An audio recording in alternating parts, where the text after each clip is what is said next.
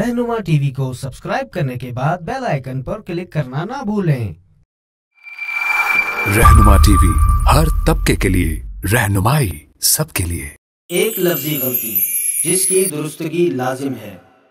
लफ्ज इंशाअल्लाह नहीं होता बल्कि इंशाअल्लाह होता है। इन दोनों लफ्जों के अलग अलग मानी हैं। लफ्ज इंशा जिसका मतलब है तख्लीक किया गया, लेकिन अगर इंशाअल्लाह का मतलब देखा जाए तो मतलब बनता है अल्लाह तख्लीक किया गया। नाऊज़ु बिल्लाह। इस बात से साफ जाहिर है कि लफ्ज इंशा को लफ्ज अल्लाह के साथ लिखना बिल्कुल गलत है। इसके लिए कुरान करीम की कुछ आयत हैं जिनमें लफ्ज इंशा अकेला इस्तेमाल हुआ है। वो कुरान करीम की आयत ये हैं। बिस्मिल्लाहिर्रहमानिर्रहीम। वहुवल्लज़ी अंशअ लकुमुस्समअ वल अबसार वल अफ़इदा क़लीलन मा तशकुरून।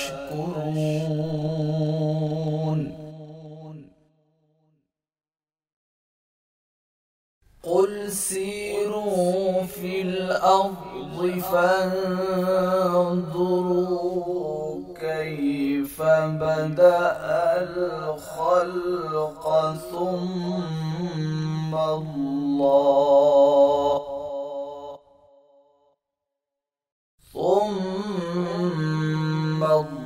الله ينشئ النشأة الآخرة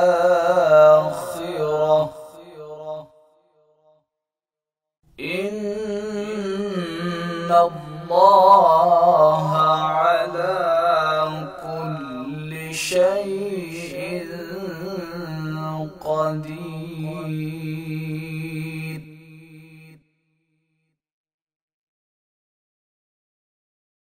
إنا أنشأناهن إنشاء। इन आयात से साफ जाहिर है कि इंशा के साथ कहीं अल्लाह नहीं लिखा गया, क्योंकि ये लफ्ज अलग मानी रखता है।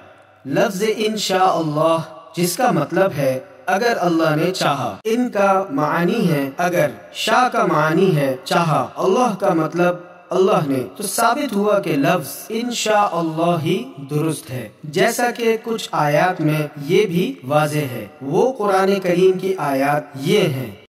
बिस्मिल्लाहिर्रहमानिर्रहीम। वइन्ना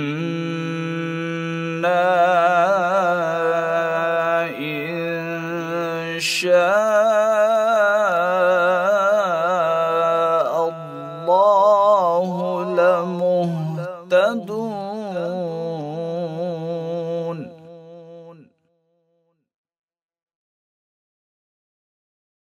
वक़ाल उद्ख़ुलू मिस्र إن شاء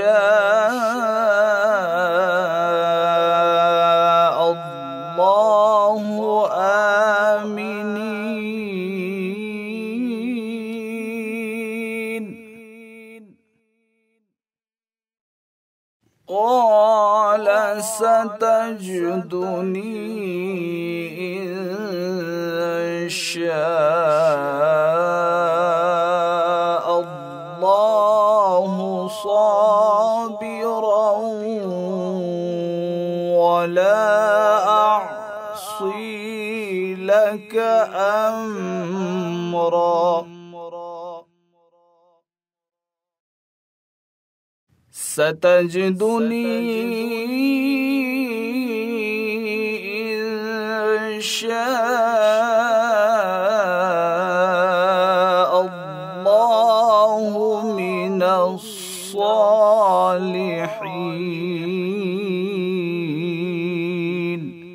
इन इन आयात से साबित है कि लफ्ज इंशाअल्लाह का मतलब है अगर अल्लाह ने चाहा। अंग्रेजी में यूँ लिखा जा सकता है इंशाअल्लाह। सदका जारिया के तौर पर इस मालूमात को लाइक, कमेंट, शेयर करना ना भूलें। जज़ाकल्लाहु खैरा।